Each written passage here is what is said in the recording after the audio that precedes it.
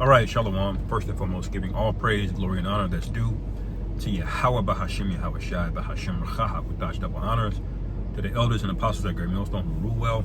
Peace and blessing to the 144,000 and the hopeful elect, Shalom Barakathum. And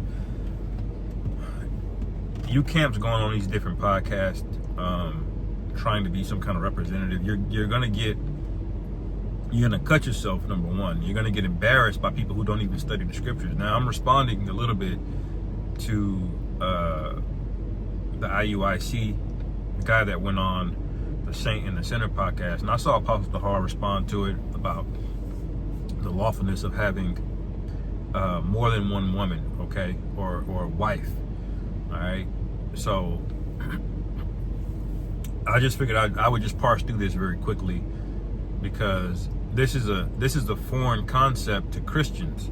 Okay, now the guy Saint in the Center, he had to correct you because he's read enough of the scriptures to know various righteous men that were anointed to be king or had a covenant made with them, and they had more than one wife. Okay, that being Abraham. Okay, he had Noah. Noah was only known to have one wife. Noah and Isaac, I believe, were known to have one wife. But every other patriarch, okay, whether it be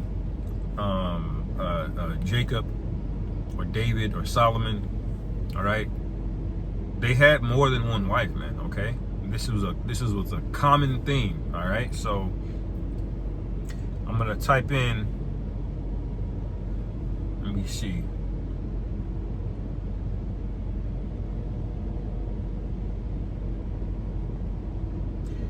I typed in here, and a little AI thing popped up. Wife versus concubine. It says in historical context, a wife typically represented a woman with whom a full contractual marriage was arranged. Okay, we had arranged marriages. Okay, that means it was a transaction between two men. That's what marriage is. Two men shake hands. Okay, and a transfer of an asset or property would be the woman. That's what a marriage is. Okay, it's not about this equality or partnership and I'm gonna get down on one knee and you do the dishes one night and then I'm gonna go do that and that and then you take out the trash. You know, this is a weak, effeminate romanticism that's popularized by Esau. Okay, really vaulted into popularity in the era of Shakespeare. He wrote a lot of plays about sympatry. Okay, to be honest with you. You know, and ain't nothing wrong with loving your woman and being into a woman, but there has to be an order to things, all right? And so the modern day understanding of this is warped, it's backwards, all right? And IUIC, just like they did with the hell doctrine, just like they did with the name of the Lord, going right down the alley of Christianity again, because obviously you guys are paid off. Anyway, going back to this definition or this Google search, a wife typically represented a woman with whom a full contractual marriage was arranged, while a concubine held a lower status, often with less legal rights and social standing, potentially acquired through debt or slavery. Okay, how do we know this? Okay, look at our patriarch Jacob. Okay, who had his name later changed to Israel. Why? Because there was a report from an angel that he was a righteous man. Okay. He wrestled with an angel all night for a blessing. Okay, that only shows integrity, but tenacity, willpower. Okay, discipline. Jacob practiced hella discipline. He worked 7 years to get Rachel, man. How many of you could do that? Okay, and how did the Lord reward him for that discipline? He got 4 women. Okay, you had Rachel and you had Leah, and each one of them had 2 handmaids. All right, and he had kids by all 4 of them. Okay. And the Most High made a covenant with Jacob and all of his seed line. Okay, the sons of Leah. Okay, that I believe Leah had 6 altogether. Okay, she had 6 of the 12 patriarchs. Her seed, they're part of the 12 tribes, man. Her handmaid, I believe her name was Zilpah. Okay. Rachel, her seed, and Rachel's handmaid seed. Okay, and when I say seed, I mean the Jacob is the patrilineal line, okay, that goes through these women, but the seed came out of that woman, okay? And so you have to understand these things before you just start talking to the Israelites that are trying to fit. They're trying to get members from a modern audience who cannot, they can't palate this part of the scriptures. This is the bitter part of the scriptures, okay? And so you had wives and then you had concubines, okay? Now, what you were supposed to do is if you married, because a marriage can be to a wife or a marriage can be to a concubine, because what is marriage? Marriage is sex, that's all it is. Sex is an earthly covenant, it doesn't apply to the spirit world. It's an earthly covenant between a man and a woman that binds you, okay? That's what sex is, okay? And when you marry a wife, you can marry a concubine. They're both marriages, but only one of them is a wife. Wife status, when you go to the law, or you can look at Nehemiah, okay? Jake was going off because they were making heathen women wives, okay? When you had a heathen woman, that's supposed to be a concubine. You're married, okay? She can't go marry another man. Another man can't go into her. It would still be adultery, even though she's a heathen, because she's married to you. But that doesn't mean she's above your wife, who would be an Israelite, okay? So you have to delineate these things. There's a lot of precepts I can go to. Let me see. Let me go to the matter of Rachel and Leah real quick.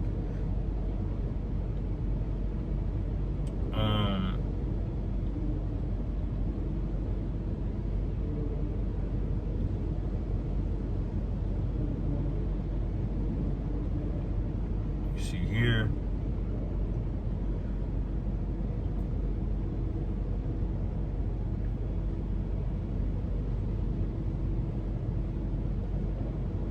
Yeah, Genesis 29:18, it says, and Jacob loved Rachel, and it said, I will serve thee 7 years for Rachel, thy younger daughter. Okay?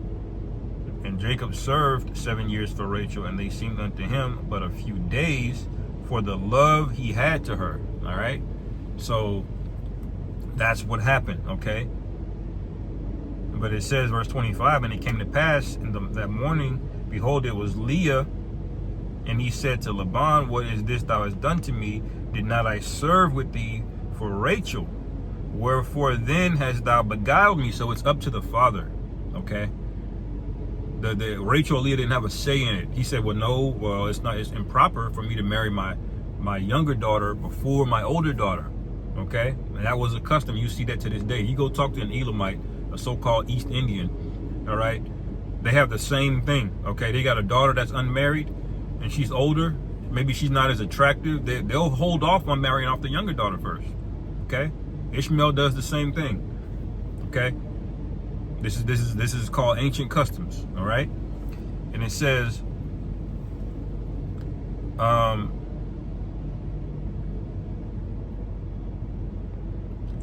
verse 28, it says, and Jacob did so and fulfilled her week, and he gave him Rachel, his daughter, to wife also. So basically, he worked another 7 years for Laban, or Laban, however you want to pronounce his name, okay? To get both of them. After 14 years, he was able to marry both of them, but then he worked for Laban again another 6 years, after that, okay? On top of that, all right, and that's when he spoiled Laban. He got those 2 daughters, and he got all of his flocks and his sheep. He made basically a bet with him and said, if I can, you know, every sheep or cattle that's spotted, I'm gonna take them. If they spotted or striped or speckled, I'm gonna take them. Okay, and in the ancient world, he had a way of breeding livestock to be speckled or not, and he spoiled them, man. Okay, and because Rachel and Leah had handmaids, see that handmaid, they were in debt, like it said back in this definition. It says, while a concubine held a lower status, often with less legal rights and social standing, potentially acquired through debt or slavery, they belonged to Rachel. They belonged to Leah. That was their possession given to them by their father. And they came along with them. And eventually what happened was Rachel couldn't have kids, so she gave her handmaid to Jacob. Okay? Leah did the same thing. Leah could have kids fine, and she still gave her handmaid to Jacob. Okay? And these are all marriages, okay? These are all marriages. You're all wives, okay? That means if another man laid with her, that's adultery, okay? The Lord is not going to look down and say, oh, well, that's your third wife. You're only supposed to have one, so therefore it's not adultery. You know? You were the one that went off. No, all right? Let me go to the precept again here, okay?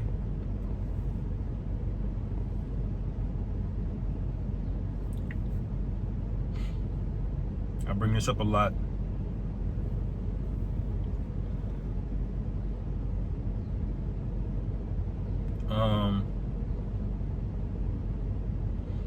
Exodus 21:10, it says, if he take him another wife, okay,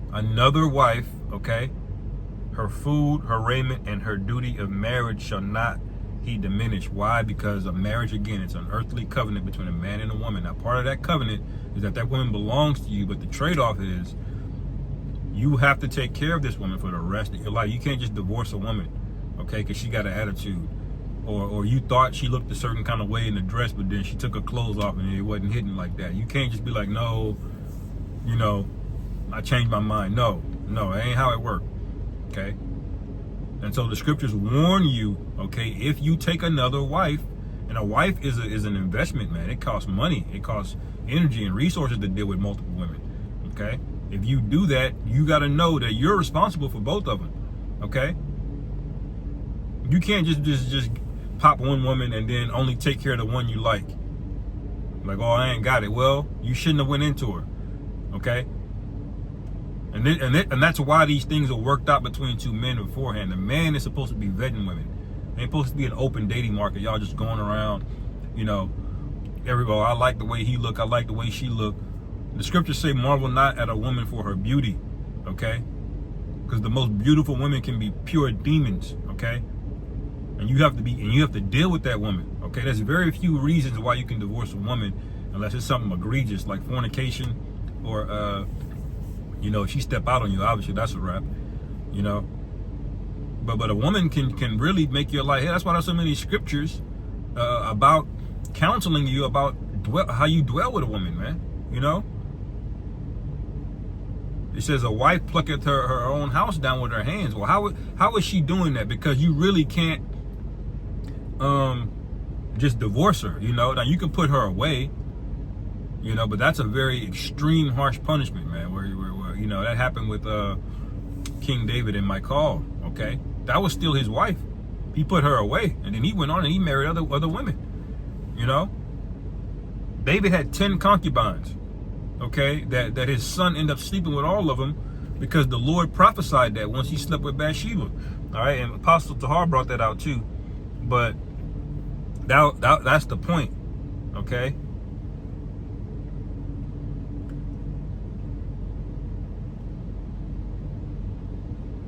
Let me see where I can find it.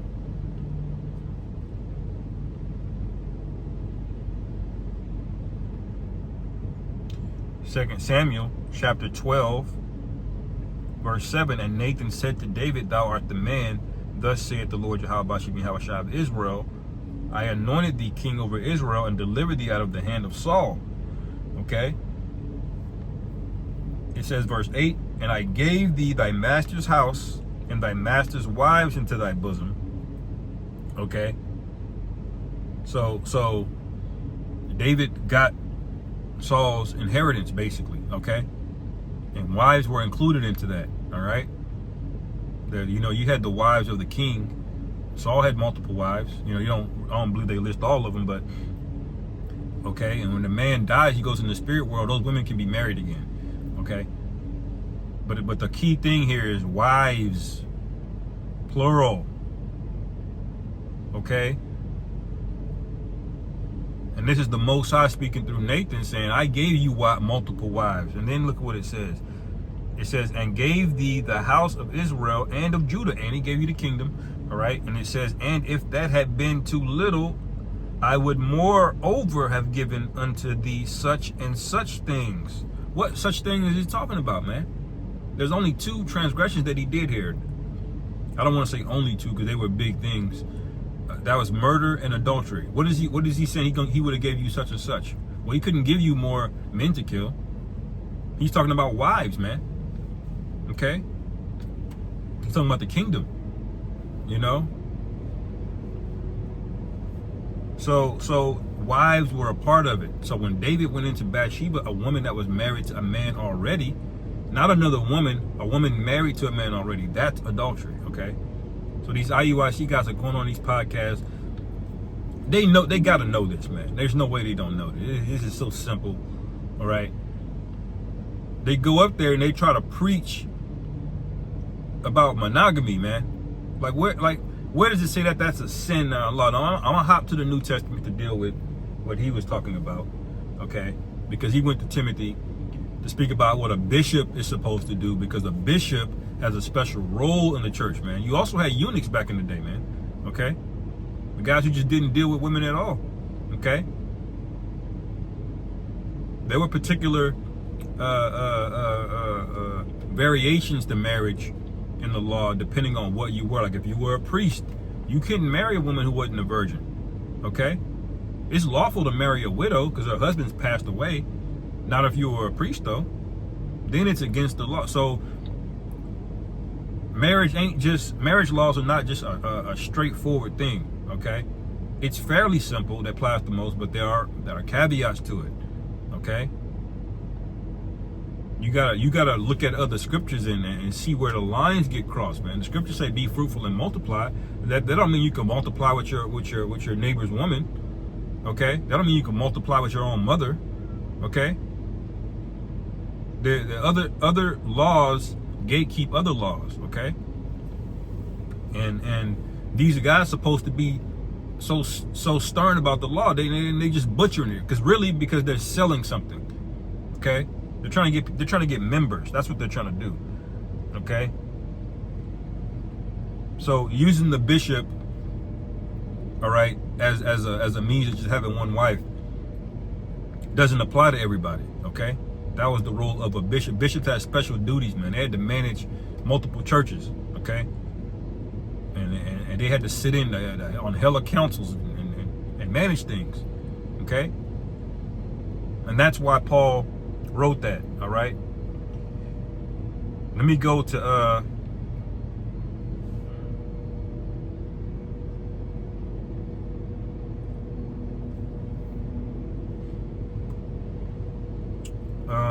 Paul in 1 Corinthians 7. It says, now concerning the things whereof you wrote unto me, it is good for a man not to touch a woman.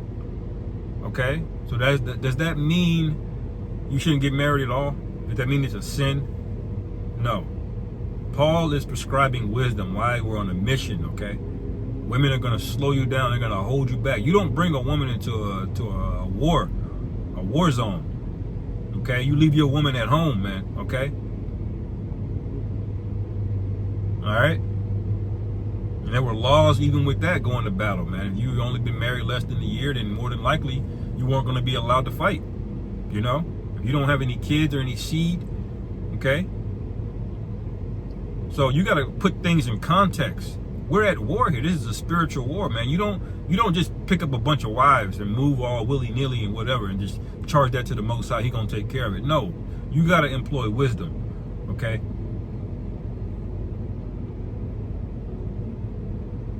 It says, verse 2, nevertheless, to avoid fornication, let every man have his own wife, and let every woman have her own husband. Okay? And why does it say that? Because if you don't lock things down, if you just say, well, I ain't gonna have women are just gonna sleep with everybody, man. Okay, there's no consequences, there's no men enforcing it, just like it is today.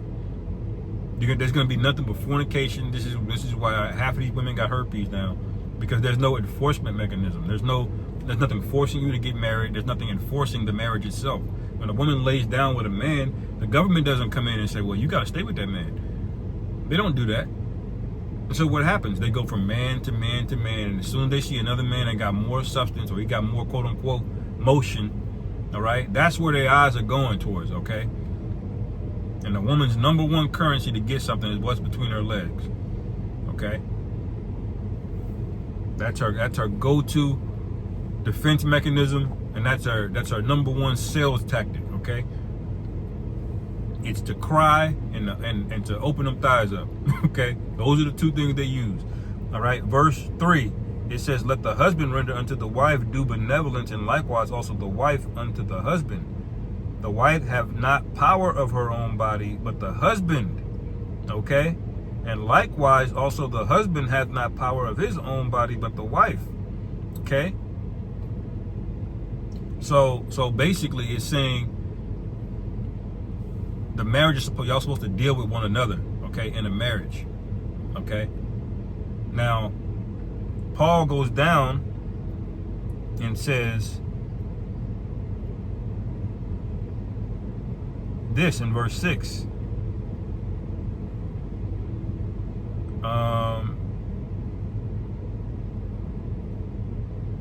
Verse 6, it says, but I speak this by permission and not of commandment.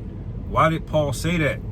Because Paul knew the law. He was an expert in the law, man. He was trained by Gamaliel, I believe that's how you say his name. Okay, he was an expert in the law. Paul knew what the law said. He knew that you could go right to the Torah and it'll break down how you can have more than one wife. That's why he said, I speak this by permission and not of commandment. So in other words, Paul is advising the Corinthians, man, this is how you need to move. Okay, if you're gonna survive this under the Roman captivity, you're gonna get the word out. You gotta move a certain way. Okay, Paul didn't just break out the Torah and say, read all of this by next Shabbat, and then y'all better be up to the law 100%. No, Paul couldn't do that. Okay, and there's a reason the Lord chose Paul to go out into amongst the Gentiles, because he was very wise. Okay, he knew how to, and he's multilingual, and he knew his way around. He knew how to, Paul knew how to move. That's why his ministry was the Gentiles abroad, man. Okay, and so this is Paul prescribing wisdom. Okay, and it says, and I say therefore unto married, verse 7, Salakia, for I would that all men were even as I myself. But every man hath his proper gift of the Most High, one after this manner, and another after that. Okay? I say therefore unto the unmarried and widows, it is good for them if they abide even as I. Okay? Because Paul wasn't really dealing with women. He was on a mission. He was locked in. Okay? It says, but if they cannot contain, let them marry. For it is better to marry than to burn. Okay? So Paul is basically telling you, like, I don't really even deal with women. Okay, is that going off? Is he breaking the commandment of be fruitful and multiply, or is he prescribing wisdom in a time where you knew that we had to move differently? Okay, did not he lie to Agrippa? Okay, did he not write I catch you with guile? Because Paul is getting the job done. All right. And it ain't always pretty, but that's what's required, okay? So he's saying if the woman cannot maintain like he can, woman can't have the discipline. They just gotta let them marry at the end of the day, okay?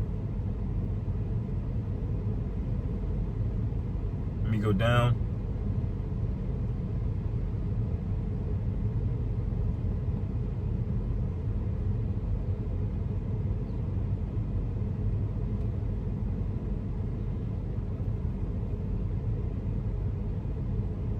See me find it.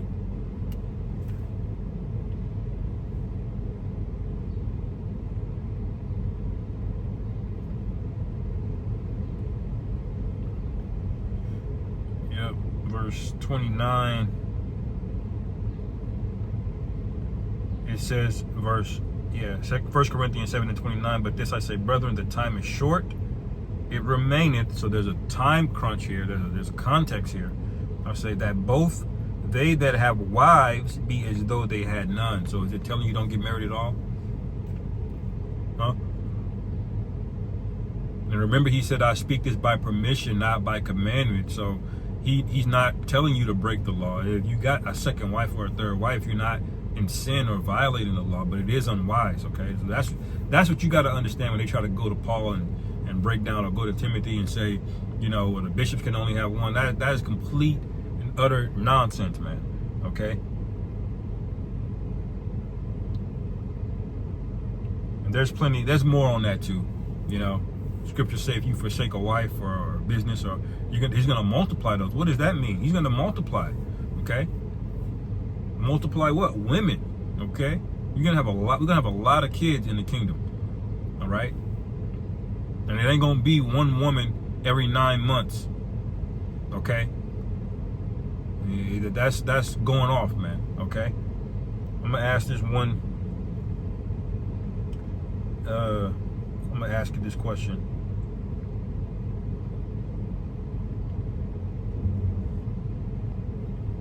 Then I'll close it out. I'm just curious.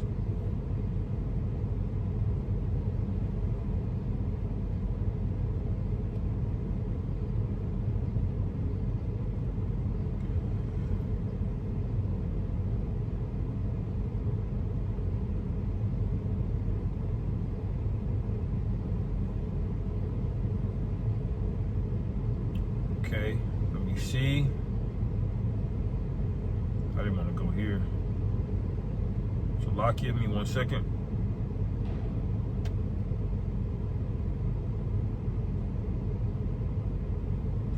God damn, boy, this shit.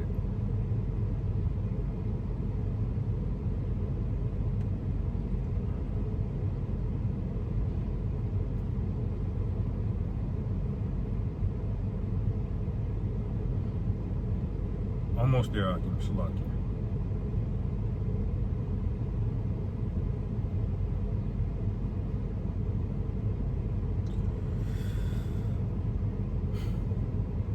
Okay, what constitutes adultery in the Bible? In the Bible, adultery is defined as sexual intercourse between a married person and someone who is not their spouse, and is considered a violation of their marriage covenant, which is going off. Because a marriage, adultery is a man marrying or having sex with a woman who's already married, okay? Or if she's betrothed, if she's promised to another man, you can't have sex with her, or it's adultery. Or if she's married to another man, you can't have sex with her, that's adultery. Okay, that's what adultery is in the Bible. Okay, it's not more than one woman. It's marrying the wrong woman, a woman that's already taken. Okay, so Lord willing, this is edifying. Call halal Yahweh Ba'Hashem Yahweh Shai Ba'Hashem Rachak B'Dash Shalom Am Yasharal.